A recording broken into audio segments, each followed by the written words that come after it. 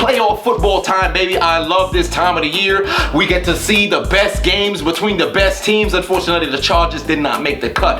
But I am very excited for this upcoming postseason, especially this wildcard weekend, because the NFC team games are looking phenomenal. AFC, not too much. That's where I'm going to start. Basically, we got Buffalo taking on Jacksonville. I'm so happy for the Buffalo Bills. I went to school upstate. I was in a conglomerate of freaking Buffalo Bills fans, and I would see the agony on their face come January because they got to sit back because they know the Bills not coming to the playoffs, and they just upset. I'm so happy for Bills Mafia.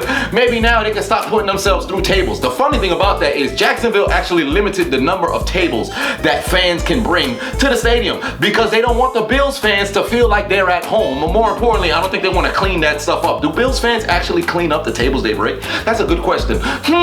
But that's for a different video. But I am excited for this upcoming game. I do not think the Bills are going to win. Why? Because one, LaShawn McCoy is saying that he's healthy, but given the way that the film looked on the injury, it didn't look too good. And I'm not sure if he practiced this week, so we're not really too sure. And if he doesn't play, the Bills have no chance. If he does play, the Bills have a microcosm of a 5% chance of winning that game. Because personally, this is the way I see it. They have virtually no offense. I believe through the air, they're like number 30, 31st, 32nd in the league, something like that. Tyrod Taylor can't win you games through the air. He's going to need help on the ground. But if LaShawn McCoy is there playing against Jacksonville, which their weakness in their defense is stopping the run, if LaShawn McCoy can show up, and given the way that the Jacksonville's probably going to play against Buffalo, knowing that Buffalo's entire offense is predicated on their ground game, they're probably going to stack the box.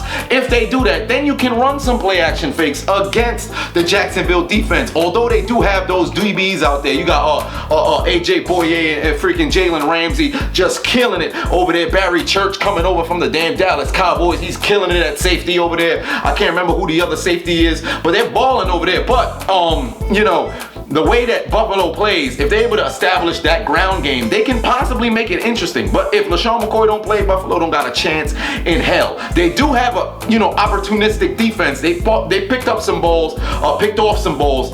They had about, I think, 46, 47 sacks this season. So they're able to get after the quarterback. And I don't trust Blake Bortles. Honestly, I think the defense can only give you so much points. Offense has to go out there and take care of business. I think Jacksonville is the leading rushing team in the league. I think they ran for the most yards or something like that, or averaged the most yards or something like that. But Leonard Fournette, he hasn't really been here during the past weeks. He hasn't really been consistent, so I don't know. You're not too sure what Jacksonville offense might show up. And plus, Bortles can't do what he did against San Francisco and turn the ball over 3 times. If he turns the ball over to Buffalo, they might mess around and lose. But my pick is Jacksonville to win the game. We got Tennessee taking on Kansas City. This game should be Kansas City all the way because one, I don't really trust Mariota like that. Two, DeMarco Murray is gone and now it's all on the shoulders of Derrick Henry. I am a fan of Derrick Henry, but I'm not sure he can get it done if he's just by himself because he hasn't really had that big time game where he's hitting defenses left and right all game long. It's usually 1 or 2 big runs, and outside of that, he's only got a 2-yard gain here, 3-yard gain here, 4-yard gain here. And for Kansas City, they're just this big play offense, and they're coming into this, after having Mahomes start last week. I don't think there's going to be a quarterback controversy because he didn't come out and tear it up. But we know Alex Smith, I believe he had the highest, not highest QBR in the league, but it was something like he led the league in some. I can't remember what it was.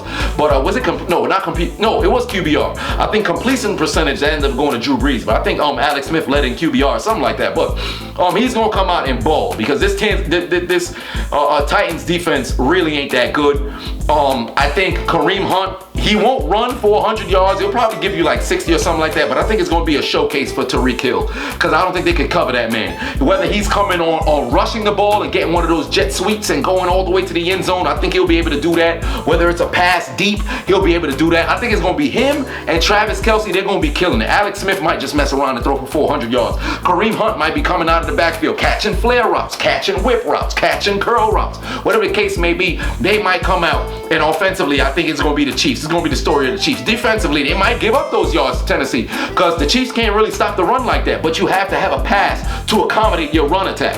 And it doesn't look like Tennessee has that because Mariota only threw, 13 touchdowns this year? He played the whole season, only threw 13 touchdowns. Deshaun Watson played 7 games. He threw 19. Come on now. Or 17 total touchdowns. Something like that he had on the hold. I don't know the stats off the top of my head. But I see Kansas City winning that game. In the NFC, we got Los Angeles Rams, and they're taking on the Atlanta Falcons. This is supposed to be an offensive explosion, but it's going to be one-sided. I see the Rams going out there and blowing the damn Falcons out. As much as I want the Falcons to have an opportunity to make a deep playoff run, I don't think this is going to be the team to do it because they're very inconsistent, their offense and their defense. One week their defense is playing really good. The next week they're not even there. One week their offense is playing phenomenal. The next week they're not even there. Now we're supposed to get the playoff Julio Jones. We're going to see what he's going to be able to do, but I don't think Matt Ryan's going to have the time in the pocket because that pass rush from the Rams is ridiculous. Aaron Donald is the NFL Defensive Player of the Year. He's not going to be stopped this game. I'm sorry.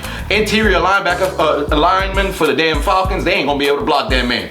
All right, Alec Ogletree, that man is an underrated linebacker in the league. He wants to make a splash to the whole NFL and say, hey man, y'all better start acknowledging me. So he's going to be out there making tackles. I don't think Devontae Freeman's going to have a good game. I don't think Tevin Coleman's going to have a good game.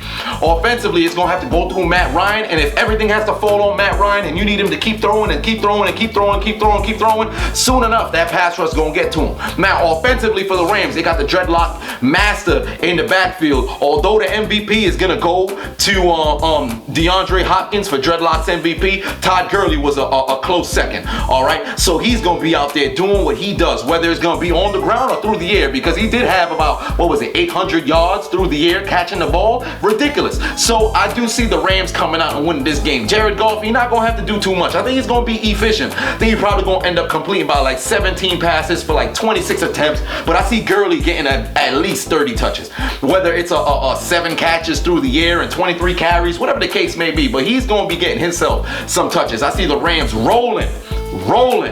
I can't remember the name of the entire song. Rolling on the river, rolling on. But they're going to be rolling all over the damn Falcons. And the final game, which I believe is the game of the entire weekend, the Saints taking on the Panthers. And this game is going to be phenomenal. For one, the Saints are going to win. Why? Because the Panthers are completely out of sync offensively. Defensively, they can't really do much. They don't have those cover corners to go out there and cover Michael Thomas, although he doesn't really have those separation ability that most of those other receivers really need, but he has deceptive route running, so he'll be able to get open. And I don't see much coming from Colby Fleener. He's not going to do anything. I don't see much coming from any other Saints wide receiver outside of Ted Ginn. I do think Ted Ginn's gonna have himself a touchdown. It's gonna be some deep sort of situation because he knows the Panthers defense. He's having played there. I don't think that's gonna really play a role, but there's gonna be some sort of seam route where they hit him over the middle. It's gonna be some deep touchdown, maybe like 64 yards or something like that. But I think the key to this game is gonna be 1, Kamara, 2, Ingram. All right, Drew Brees can beat you through the air, but the given the ground game they've been given this year, I think that's what the X factor is gonna be. Kamara, they're probably gonna say, all right, we gotta stop this man out of the backfield whenever he's in the game. What I think the Saints should do is come out with 2 backs. Have Kamara go out there, make it seem like he's running himself a flare throughout the first quarter, and then in the second quarter, hit him with a draw. Get the ball to Ingram, because Ingram gonna run for 100 yards in every playoff game this year that the Saints have. I personally believe the Saints will go deep into the postseason this season, but we're gonna find out later on. But I see the Saints winning this game because offensively, the Panthers are very inconsistent. You saw it last week when they played against the Falcons. Greg Olsen and Cam Newton, they played together for quite some time and they were completely off page. They weren't on the same page at all last week. There were throws that Cam Newton was throwing to guys and guys are running the wrong routes. You can't have that sort of inefficiency offensively going into the postseason. All right, that's why they're going to end up losing. And also, this Saints defense is actually really good. They've gotten way better than the days of Rob Ryan, who should be in jail for the way that he coached. But I do see the Saints coming out and winning this game. I think it's going to be somewhat of a close game. I'd say within a touchdown is going to be the results of the scores. So I do see the Saints winning. Those are my picks for Wildcard Weekend. The Saints will win. The Chiefs will win. The Jaguars will win. And the Rams will win. Let's see what happens. Ladies and gentlemen, enjoy your Wildcard Weekend. As for me, I'm going back to the Shadow Realm. Oh, and P.S. Don't fall for the genjutsu of the New England Patriots. Belichick, Kraft, and Brady have some sort of issue. No, they don't. It's all drama for ESPN. Don't fall for it. The Patriots trying to catch you in the genjutsu. Release. I will not get caught.